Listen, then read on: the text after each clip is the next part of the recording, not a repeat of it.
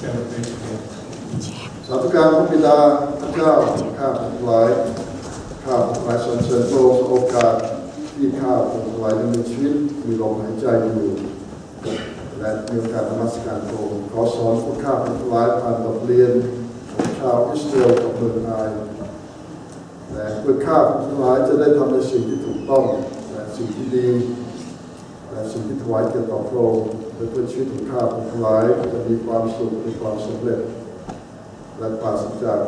ความพ่ายแพ้ขอพระเกียรติมีแต่พระองค์ที่สูงสุดข้าพระหลายสรรเสริญและขอบคุณพระองค์ร่วมกันในพระนามของพระเยซูคริสต์เจ้าอาเมนวันนี้เป็นเรื่องสงครามกับเมืองอาย Today has to do with the war of the city of Ai. เมื่อเช้านี้ผมอธิษฐานกับกลุ่มทีมนมัสการเจนนี่พูดคำหนึ่งในขณะที่อธิษฐาน This morning we went to have an early morning prayer. Jenny mentioned about one thing about prayer. เราไม่เข้าใจนะครับเพราะว่าบทเรียนในหนังสือโยชูวาเนี่ยเป็นเรื่องสงครามทั้งนั้นแล้วก็ฆ่าคนเยอะเหลือเกิน We don't understand why Joshua book talk about a lot of wars and about killing. เป็นความจริงครับเราไม่ทราบทุกอย่าง It is true that we do not know everything, แต่เราทราบบางอย่างนะครับ but we know something. พระเจ้าใช้คนอิสราเอลเป็นเครื่องมือของพระเจ้า God used Israelites to be God's instrument พอพระเจ้าปกครองมนุษย์ทั้งโลก because God governed the whole world. คนทำถูกพระเจ้าไว้ไว้คนทำผิดพระเจ้าลงโทษ Person who do the right thing, God bless. Person who do the wrong thing, God will curse. ฉะนั้นคนอิสราเอลเองไม่มีความโกรธแค้นเกลียดชังกับคนคานาอันเลย Therefore, Israel themselves they don't have any anger against Canaanite people. เหมือนกับเราเป็นทหารเป็นตำรวจ Just like we are police or army. เราไม่มีปัญหากับคนที่เป็นโจรเป็นขโมยหรือเป็นนักโทษเราไม่มีปัญหาใช่ไหม We don't have any problem against those robbers, against those thieves. แต่วันนี้เป็นหน้าที่ของเรา But is it our duty? ใครทำผิดเราจะ Anybody does wrong, we have to arrest them. ถ้าเราอยู่ในเราเป็นผู้คุมเรามีหน้าที่ประหารชีวิตเราไปยิง If we are the soldier, army, or police, our job is to shoot, and we have to shoot. เราไม่ได้โกรธเราไม่ได้เกลียดเราไม่ได้มีปัญหาเราไม่รู้จักเขา We not upset, anger against these people. เราทำหน้าที่ We are doing our duties. ฉะนั้นเราต้องมองสภาพนี้นะคนอิสราเอลเป็นทหารของพระเจ้าครับ Let's look at this picture. Israel are the army of แล้ God. วพระเจ้าใช้เขาส่งเขาออกไปทำงานดูแลคนทั้งหลายที่พระเจ้าปกครอง And God sent them out to govern and to reign those nations and people. แต่หลายคนบอกเวลานี้เกี่ยวอะไรเราฉันไม่ได้ไปฆ่าใครเราไม่ได้ไปทำสงคราม But we may say at this time we're not going to go fight or have any war against anyone. แต่เราทำสงครามทุกวันนะเราทราบ But we are having war right now, as you may not know.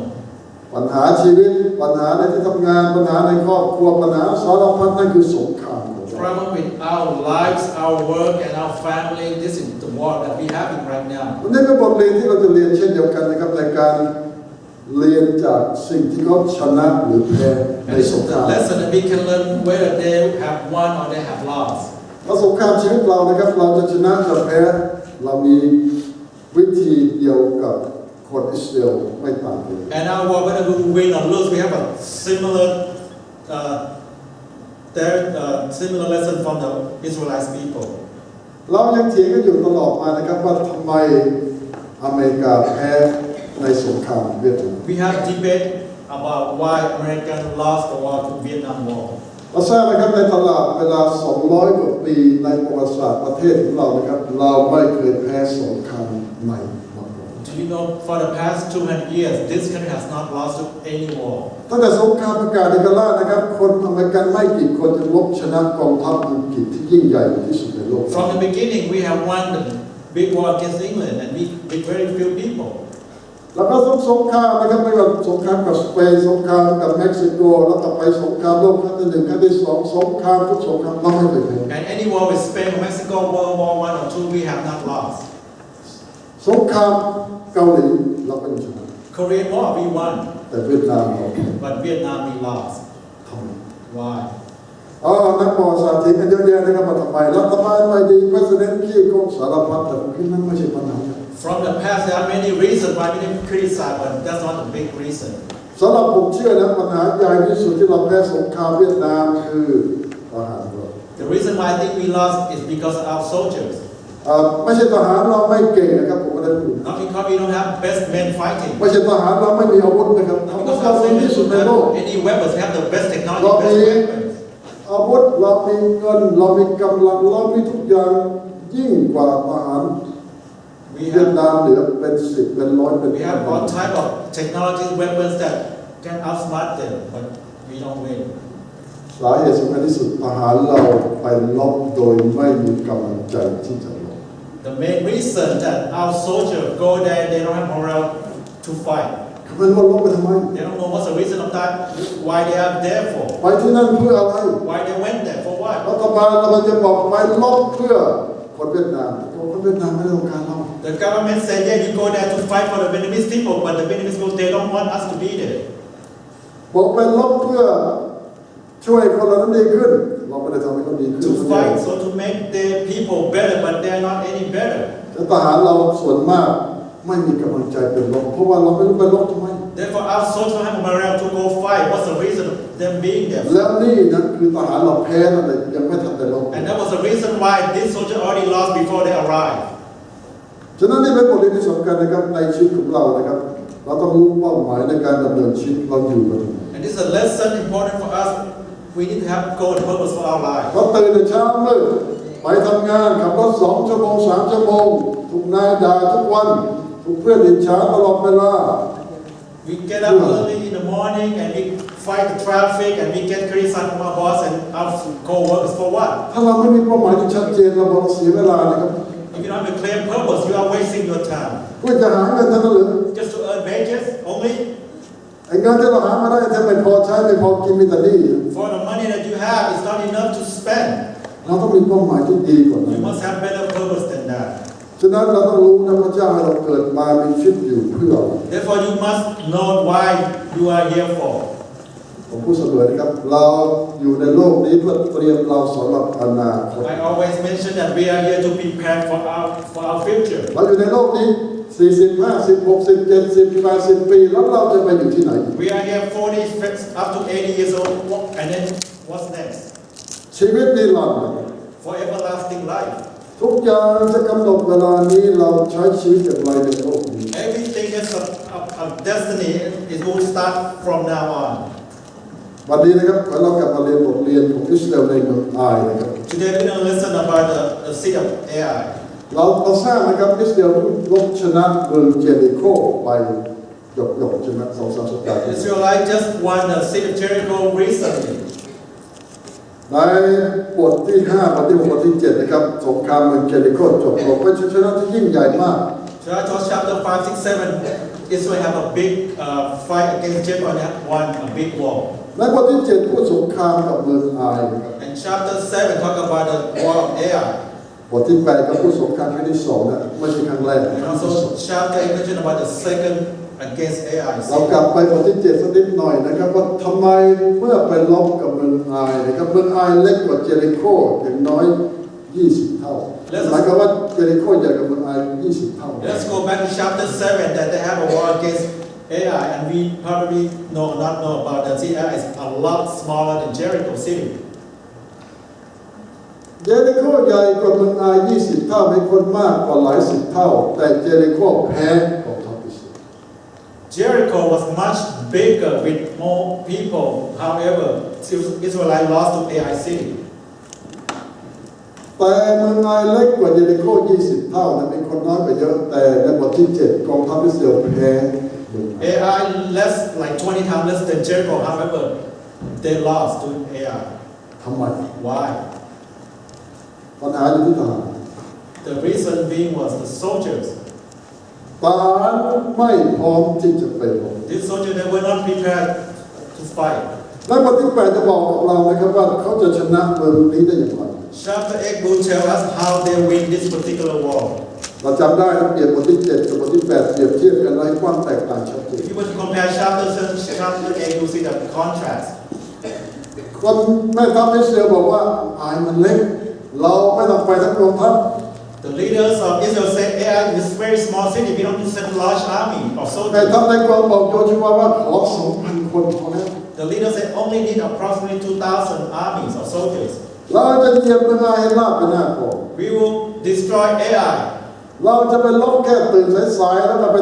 ไปสักชั่วโมงนึงก็ชนะ We will get up late and hurry fight, take maybe an hour, then we will have victory. จะบอกว่ามือนึงถือดาบมือนึงถือพ็อปคอร์นเคี้ยวไปด้วยฟันไปด้วย We just fight with one hand and we will win. ตาข้างนี้ก็สู้ตาข้างนี้ก็มองอย่างอื่นได้ We can just fight, casually. We will win. เราแพ้ They lost. ตาย30-40 คนนะวิ่งหนีกลับมาทันไม่ทัน They lost and they flee. ไม่ใช่เมืองไอเก่งกว่าเจริโคไม่ใช่ It's not AI is better or bigger than Jericho. แล้วก็ไม่ใช่ว่าเมืองไอมีอาวุธดีกว่าเจริโคไม่ It's ใช่ not AI have better weapons than Jericho. ปัญหาอยู่ที่กองทัพอิสราเอลไม่พร้อมที่จะ The problem was the soldiers, they were not prepared to fight. ปัญหาที่อิสราเอลไปโดยมีเป้าหมายที่ผิด The problem is Israelites, they went with the wrong ในบท purpose. ที่8เราจะพบความแตกต่าง And the chapter will see the huge พระ contrast. เจ้าบอกว่าไม่ใช่ว่าศัตรูเล็กศัตรูใหญ่เจ้าจะต้องไปทั้งกองทัพ God doesn't matter it's a big or small enemy. You must take your whole troop there. หลายคนถามว่าไปทำไมคนเยอะแยะเราสร้างทั้งกองทัพอิสราเอลเนี่ย100,000 กว่าคนเลยครับ Many ask why we all have to go. You know that Israel has like hundreds of thousands soldiers. ไปทำไมไปแค่ยืนดูเหรอ Why the all have to attend just to go and spectate to watch them?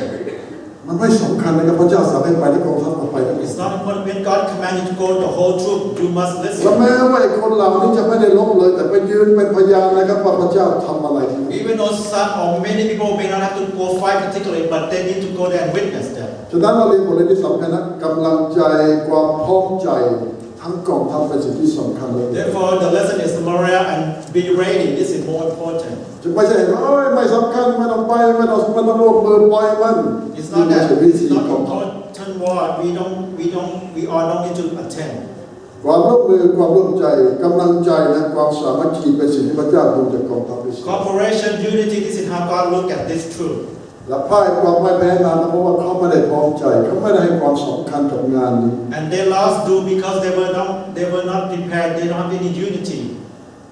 บ่อยครั้งเราเห็นว่านี่ไม่ใช่เรื่องใหญ่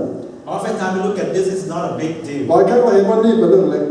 This is very small บ่อ issue. ยครั้งเราเห็นว่าไม่จำเป็นที่เราจะต้องไปให้ความสนใจมาก We think that we don't have to pay much attention to it. และนั่นคือความพ่ายแพ้ And that is the losing war. เราดูที่นี่นะชัยชนะที่ชนะเมืองเจริโคไม่ใช่อิสราเอลลบชนะใช่ไหม As you may recall that they have won Jericho is not because of themselves, แต่มาจากพระเจ้า but it came from God. ฉะนั้นอิสราเอลคิดอย่างไรนะครับเมืองนี้เล็กถ้าฉันไปไม่กี่คนฉันชนะด้วยตัวเองได้ Therefore, Israel thought that this very small city, if we go with very few army, we still have victory. แล้วก็แพ้ But they lost instead. เพราะอะไรครับเพราะพระเจ้าให้ชัยชนะเขาไม่ใช่เขาลบเอง Because God gave them victory, because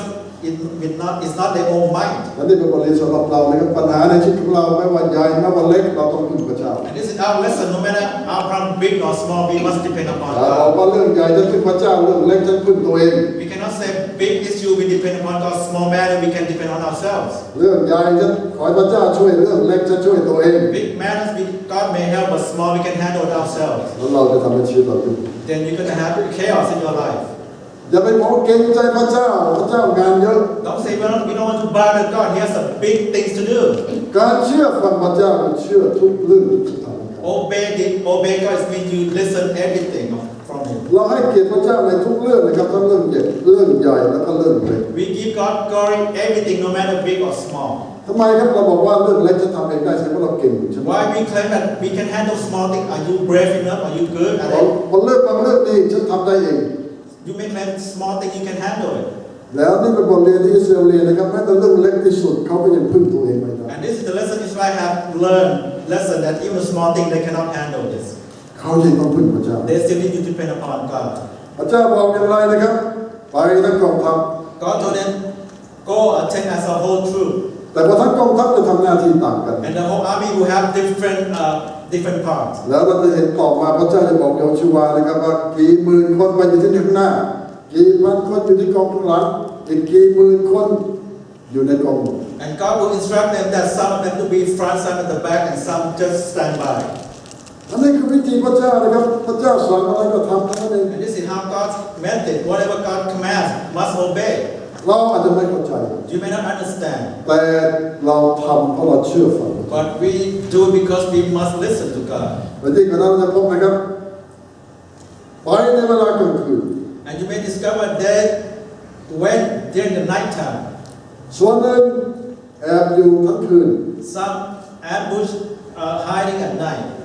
อีกส่วนหนึ่งมันอยู่ข้างหน้ากลางวัน and some stay in the front at the daylight. หลายคนบอกทำไมมันยุ่งเหลือเกินทำไมบอกง่ายๆทำไมแล้วมันจบเรื่อง Some say, "Why such a big mess? Just go one time and finish the whole task." เพราะไม่ทราบแต่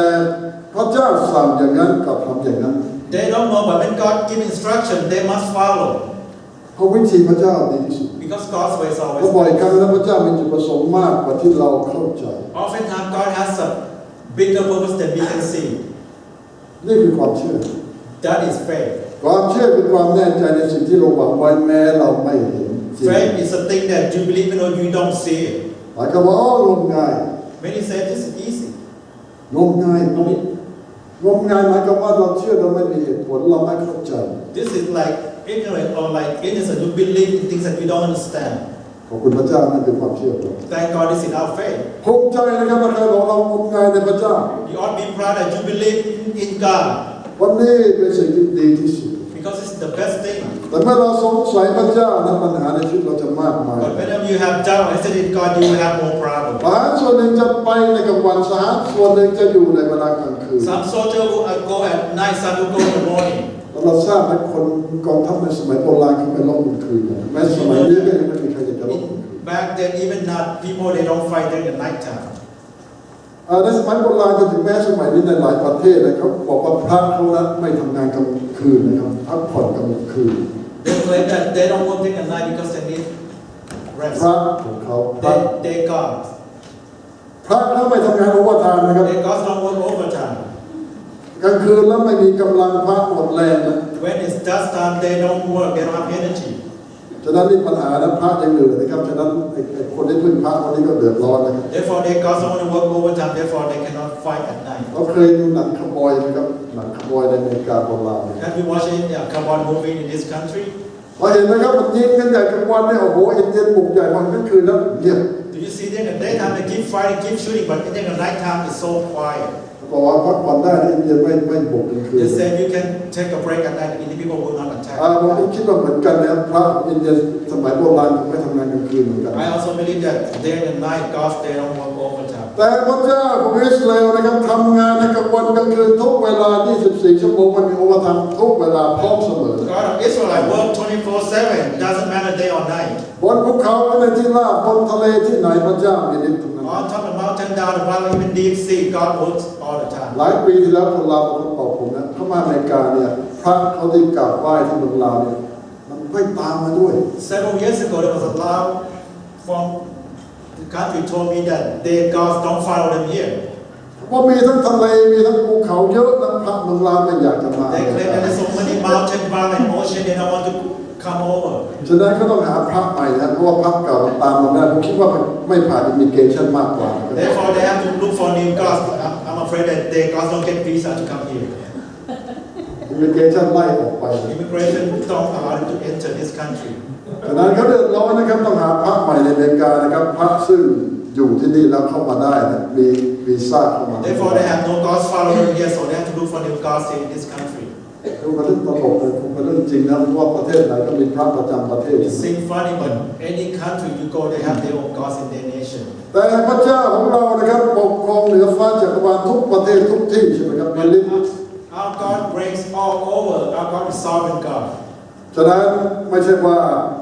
บางทีทำงานได้บางทีไม่ทำงานเหมือนไอ้เซลโฟนบริษัทของเราบางบริษัทใช่ไหมครับ ทำงานที่นี่บ้านผมเมื่อก่อนทีต้องไปยืนนอกถนนนะครับเพราะว่าอยู่ในบ้านมันมีสัญญาณ It's not like certain carrier or cell phone don't have good reception in certain places like my home. แม่ยายผมมาจะบ่นโอ้ยบ้านนี้มาทีไรต้องไปยืนข้างถนนโทรศัพท์ Grandma, whenever come to our house, have to go outside the house to have a conversation on พระ the เจ้าของเราอยู่ที่ไหนนะครับในถ้ำบนภูเขาบนป่าดอยทำงานได้ทุกที่ Our ทำงาน God, ดี whenever in the cave, any mountain, any hiding place, we also have excellent signal. จำได้ในพระวิญญาณตอนเป็นคริสเตียนใหม่เปิดประตูหน้าต่างตะโกนนะกลัวพระเจ้าไม่ได้ยินสัญญาณไม่เข้า I still remember there's a moment that before they talk to God and open all the doors and windows and scream to God. พระเจ้าเราเป็นประตูหน้าต่างอยู่ในถ้ำในที่ไหนนะพระเจ้าได้ยินพระเจ้ามีฤทธิ์เข้ามาช่วยเราได้ทั้งหมด No matter what our God, you close all the doors and we don't in a cave in the deepest ever, God can hear us. เราบ่อยครั้งพระเจ้าต้องการพิสูจน์ให้คนอิสราเอลแล้วเราดูนะครับพระเจ้ามีฤทธิ์ทำได้ทุกอย่างทุกที่ทุกเวลาทุกสถานการณ์ And oftentimes God wants to show His power that no matter what happened, God can do all things. หลายคนที่เชื่อในพระเจ้าจะต้องสามารถทำอย่างนั้นได้ด้วย And for those who believe in God, you must have faith too. เพราะพระเจ้าอยู่กับเราทุกเวลา Because God with us all the time. ฉะนั้นพระเจ้าบอกไม่ใช่ว่าบางส่วนจะอยู่ข้างหน้าบางส่วนจะอยู่ข้างหลังบางส่วนจะแอบอยู่ทำเพราะพระเจ้ารู้ว่าเราทำได้ทุกสิ่ง Therefore, God told Israel people, some will be in the front, some in the back, some will be in hiding to ambush. แล้วบ่อยครั้งนะครับเขาไปแค่ยืนดูรอความยิ่งใหญ่ของพระเจ้า And oftentimes, many people just stand and watch and witness the great how God is. เพราะอะไรครับกองทัพทูตสวรรค์เป็นรบแข่ง Because the angel armies go and fight for them. คนของพระเจ้าแค่ไปเป็นพยานนะครับอยู่ร่วมในเหตุการณ์เหล่านั้น God will just go there to witness, to see what's going on. เพื่ออะไรครับเพื่อเราจะรู้ว่าไม่ใช่เรานะครับแต่พระเจ้าต่างหากที่ลบแทนเรา So they can witness that it's not their own might or strength, but it's God instead. และชัยชนะมาจากพระเจ้า And victory comes from แล้ว God. เราต้องถวายเกียรติต่อพระเจ้านะเพราะนั่นเป็นสงครามของพระ We เจ้า must give glory and credit to God. It comes from เรา God. แค่เป็นคนที่พึ่งพระเจ้าทั้งหมด We are just the one who depend upon Him. ฉะนั้นนี่คือสิ่งที่คนอิสราเอลจะเรียนรู้เราจะเรียนรู้เหมือนกันนะครับปัญหาในชีวิตของเราสงครามของเรานะเป็นสงครามของพระเจ้า Therefore, this is what Israel people learn, and we must follow the same lesson. We must depend upon God. สงครามของเราไม่ใช่สงครามของเรา Our war is not from ourselves, แต่สงครามของเราเป็นสงครามของพระเจ้าที่เรากราบไหว้ but our war is God's war that we must worship. แล้วเราจะสู้โดยวิธีของพระเจ้า And we will fight in God's method, ด้วยเวลาของพระเจ้า in His time. พึ่งพระเจ้า Depend upon God. เชื่อฟังพระเจ้าที่สุด Listen to Him. ฉะนั้นนี่เป็นบทเรียนนะครับเมื่อโยชูวาบอกกองทัพไปนะครับเขามีไม่ต้องมากแต่เลือกคนที่มีกำลังใจและคนที่เชื่อฟังที่จะทำตามคำสั่ง When Joshua told the soldier to go, they only be selected to choose people who listen and have faith to go. ถ้าเราส่งทหารไปรบนั้นทหารนี่ไม่อยากรบที่เราพูดกองทัพของเราไปรบเวียดนาม If you send your soldier to fight and those soldiers not willing to fight, บ่อยครั้งพระเจ้าบอกแม่ทัพอิสราเอลนะครับถามประชาชนใครที่กลัวกลับบ้าน oftentimes God told leaders to tell their people, anybody afraid, go home. ใครที่แต่งงานใหม่ยังไม่มีลูกกลับบ้าน Any newlywed or any children return home. ใครที่เพิ่งสร้างบ้านใหม่ยังไม่ได้อยู่กลับบ้าน Anyone just build new house have not chance to stay in your new place, go home. แล้วใครคิดว่าทำไม Why? หลายคนคิดโอ้พระเจ้ากลัวมันตายยังไม่มีลูกสืบตระกูลหรือไงหรือพระเจ้ากลัวว่ามันสร้างบ้านใหม่ยังไม่ได้ขึ้นบ้านใหม่เลยแล้วตายซะก่อนหรือไงไม่ใช่ Many thought because this people return home, they are afraid they don't have a chance to spend time with the family or spend time in their home. No. แต่ปัญหาคือพระเจ้ารู้ว่าใจเขาไม่ได้อยู่ในสงครามนี้ But the problem, God knows that these people, they don't have the moral, they don't have a heart at this particular war. แต่เพิ่งสร้างบ้านใหม่เสร็จยังไม่ได้ขึ้นบ้านใหม่ใจเราโอนอยู่ที่บ้านเราตลอดใช่ไหม They just build their new house, they don't have a chance to live that, they already think about their new home already. คนเพิ่งแต่งงานใหม่ฮันนีมูนยังสดๆอยู่ยังคิดถึงแฟนตลอดเวลา For those newlywed, they just got married, they always think about their spouse, their ใจ love. เขาไม่ได้อยู่ที่นั่น Their heart is not here. ถือปืนไปก็เหม่อลอยไปมันยิงใครยิงกันเองใช่ไหม They carry their weapon, they end up having to shoot each other. เป็นเรื่องจริงนะครับในสงครามมากมายเนี่ยทหารเรายิงกันเองมากกว่ายิงศัตรู This is true that in our war, there are several that shoot like friendly fight ourselves, our people. ทหารเราครึ่งค่อนตายบาดเจ็บเพราะว่าเรายิงกันเอง Many injure or die because we shoot our own people. เป็นไปได้ใช่ไหมเราหลับตากดสวิตช์แล้วก็ยิงใหญ่เลยรอบข้าง It's true that you just close your eyes and start shooting people around you. ฉะนั้นพระเจ้าบอกอิสราเอลนะครับเลือกคนที่พร้อมคนที่กล้าคนที่สมัครไปรบจริง Therefore, God told Israel that take people who are capable, who are ready to go fight, เหมาะกับงานแต่ละงานที่เราจะท that appropriate to their task. ำฉะนั้นดีนะครับเราต้องสมัครที่จะรับใช้พระเจ้าทำอะไรนะแต่พระเจ้าจะมอบหน้าที่ที่เหมาะสมกับเรา It's good that we volunteer to serve God, but God will give you appropriate position to do so. แล้วเราทำสุดความสามารถของเรา And you do it your best. ผมบอกว่าเสมอนะพระเจ้าไม่ได้ดูความสำเร็จของเรา Like I told you, God doesn't look at the success that you have. พระเจ้าดูความซื่อสัตย์ของเรา He He looks at your faithfulness instead.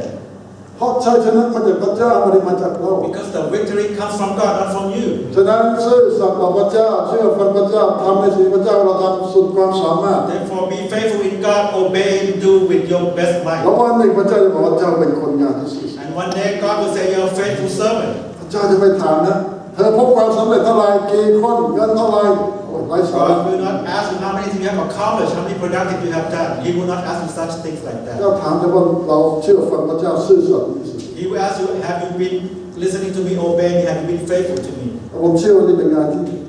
ถ้าจะเปรียบเป็นงานทั้งโลกแล้วนี่เป็นงานที่ง่ายที่สุด And I think you will compare to many positions, many jobs in the world. This is the easiest one. มีนายจ้างที่ไหนนะครับที่บอกว่าเอ้ยขายได้ขายไม่ได้ไม่เป็นไร Is any master say no matter you can sell or not, it's okay. คนจะมาซื้อไม่ซื้อไม่เป็นไร Anybody who buy or not, it's okay. ขอแต่ให้เธอมาทำงานทุกวัน As long as you come to work ไป daily, แต่เช้าจะถึงปิดร้าน from morning till night, แล้วเงินเดือนขึ้นทุกเดือน and you will get increase every month. ได้รับโบนัสทุกปี You get bonus annually, เรียนทายได้เงินอีก and you can ก้อนใหญ่ retire with big bonus. นี่มันบริษัทนายจ้างเรา Any company will hire you like that. โอ้โหไม่ใช่มาทุกเดือน3 เดือนบอสมาอีวันเวทให้น้องทำไมคนรายได้ตก There is none. Every annually or quarterly, your boss asks you, evaluate, examine you เอ๊ะ about ทำไมไปสายลูกค้าบอกว่าไม่ได้รับแพ็กเกจ how come your customer did not receive any packages.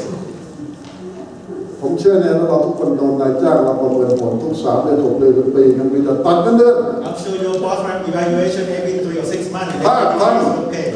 If you do work, วันที่เราจะทำงานหนักแทบตายนะไม่ได้พักไม่ได้หยุด actually you claim that you work hard, you haven't get any เงิน rest. ก็ไม่ได้ขึ้นมา10 ปี You haven't had any increase in a long time. ไม่เคยลาป่วย You don't call sick. ไม่เคยลาพัก You don't ask for มัน vacation. ยังว่าฉันทุกวัน And you still criticize about me. นี่คือบริษัทในโลก This is the company that you are doing this work. แต่บริษัทพระเจ้าไม่ทำอะไรอย่างนั้น God will not do such thing. ขอให้เราซื่อสัตย์ทำหน้าที่เราทุกวันเราจะได้รับบำเหน็จรางวัลนะครับ If you are faithful and do your task with your best, you will get your reward. ง่ายกว่าทุกบริษัท It's easy than any company. ไม่มีใครดีกับเราเหมือนพระเจ้า Nobody as good as our God. ขอแต่เราเชื่อฟังทำสุดความสามารถของเราดีที่สุดแล้ว Obey and do with your best. This is the best. ฉะนั้นนี่พระเจ้าบอกโยชูวานะครับครั้งนี้ถ้าเจ้าเชื่อฟังเราถ้ากองทัพเชื่อฟังเราจะให้ชัยชนะ God told Joshua, if you and your people listen to me, I will give you victory. แล้ววันนี้ในเมืองเจริโคสงครามเจริโคกับสงครามเมืองไอจะต่างกัน And you will see the victory and the war between Jericho and Ai. ในเมืองเจริโคพระเจ้าบอกห้ามเก็บอะไรไม่ได้ชิ้นเดียวทุกอย่างทำลายหมด In Jericho, God commanded, don't take any plunder, just destroy them all. แต่เมืองไอพระเจ้าจะอนุญาตให้เก็บสัตว์สมบัติเงินทองสารพัดพระเจ้าให้เก็บได้ But in Ai, God allowed them to collect some like livestock or some possession. แต่คนยังต้องตาย But for mankind must be dead. แต่ในบางเรื่องพระเจ้าบอกไว้ชีวิตผู้หญิงไว้ชีวิตเด็ก But God said to pardon the women and the children. ฉะนั้นเราต้องดูคำสั่งพระเจ้าชัดนะครับเมืองแต่ละเมืองไม่เหมือนกัน Therefore, you must listen to God's instruction clearly. Each city is different. ถ้าผมมีเวลาเราจะบอกอนาคตว่าทำไมนะพระเจ้าถึงสั่งไม่เหมือนกัน If we have more time, I'll tell you why God give them different เพ instructions. ราะแต่ละเมืองต่างกันทั้งชีวิตความประพฤติชีวิตสารพัดไม่เหมือนกัน Because each city, the way they live their life is different. แล้วนั่นเพื่อประโยชน์คนอิสราเอลความปลอดภัยของเขาเอง And that's for the Israelite, their own benefit, their own good. เหมือนเราบอกลูกหลายสิ่งนะโอเคตอนนี้ทำได้ตอนนี้ทำไม่ได้ตอนนี้ทำอย่างนี้ Just like we tell our children, this you can do, this you cannot do, this you must do this way. เราปล่อยกันลูกว่าทำไมยุ่งเหลือเกินพ่อทำไมอันนี้ไม่เหมือนกันอย่างนี้ And oftentimes the children ask, why you give me so many things that are very not understanding. บ่อยครั้งเราไม่สามารถอธิบายทุกอย่างได้ Oftentimes you don't understand. หรือบางทีเด็กมันถึงอธิบายมันก็ไม่ฟังอยู่ Or even though you explain to them clearly, they still don't get it. แต่เรารู้นะครับว่าแต่ละเรื่องแต่ละปัญหามันแก้ไม่เหมือน But you know, each issue, each task is different. ถ้าเราไปหาหมอนะครับถ้าเราป่วยหัวตัวร้อนไม่สบายบอกไทยละหนอไทยละหนอ If you sick, you go see your doctor, you have headache, you feel fever, doctor give you Thai-Lao. 30 ปีไม่เคยให้ยาอื่นนอกจากไทยละหนอ For the past 30 years, doctor always give the same pill medicine, Thai-Lao. สงสัยแล้วเราจะไปหาหมอนี้ต่อหรือเปล่า And we think should we go see the same doctor? หรือว่าไอ้หมอที่มันจบไปจริงๆหรือเปล่า Or this doctor actually have a graduated. พระเจ้ารู้ชีวิตเราไม่เหมือนกัน God knows our life ปัญ differently. หาของเราต่างกัน Our problem is not the same. วิธีแก้ปัญหาในชีวิตของเราก็ไม่เหมือนกัน And way to solve each one is ฉะ different. นั้นพระเจ้าเอาใจใส่เราแต่ละคนต่างกัน Therefore, God attentively listens to us เพื่อ differently. จะช่วยเราในความต้องการของเราจริง So He can attentively help you clearly. ๆฉะนั้นฟังพระเจ้านะครับแล้วให้พระเจ้าบอกเรานำชีวิตของเราแต่ละวัน Therefore, obey God, listen to Him, and listen to Him carefully. อย่าเปลี่ยนคำสั่งพระเจ้า Don't change God's command. อย่าพยายามหาเหตุผลเข้าข้างตัวเองนะ Don't find any reason to rationalize yourself เพราะบ่อยครั้งเราทำให้ชีวิตเรายุ่งยิ่งกว่า because it's going to make your life more chaos. ง่ายๆนะครับอะไรก็ใช่ง่ายๆแล้วก็สบายๆแล้วชีวิตเราจะง่ายเยอะ To make it easy, simply just listen to God and follow Him. แล้วพระเจ้าจะช่วยเราแก้ปัญหาทุกสิ่ง And God will solve all types of problems. แล้วชัยชนะจะมาถึงเราเหมือนกับชัยชนะที่คนอิสราเอลได้รับ Victory will come to us just like victory to Israelite people. ไม่ว่าสงครามใหญ่สงครามเล็กพระเจ้าช่วยเรา No matter big or small, God can help you. ไม่ว่าปัญหาใหญ่ปัญหาเล็กเรื่องใหญ่เรื่องเล็กพระเจ้า No ช่วยเรา matter big or tiny, God can help you. ถวายเกียรติต่อพระเจ้า Give God glory. ขอรับทาน Shall we pray? Dear Lord, we thank you. You have taught us a lesson from Genesis chapter about the seed of Abraham, and we have seen this particular chapter versus the chapter before that how they lost that woman. And help us not to rationalize ourselves to think that there are things that we can handle ourselves, there are things that you can help us to always believe in you, no matter because my trust in you and have faith in you, no matter what. Help us know that we love you, we are nothing more. So help us, no matter what you tell us, instruction may not make a lot of sense, but we have faith and trust in you. So teach us today whatever we have encountered, what we are facing at this time or in the future. Help us to remember this lesson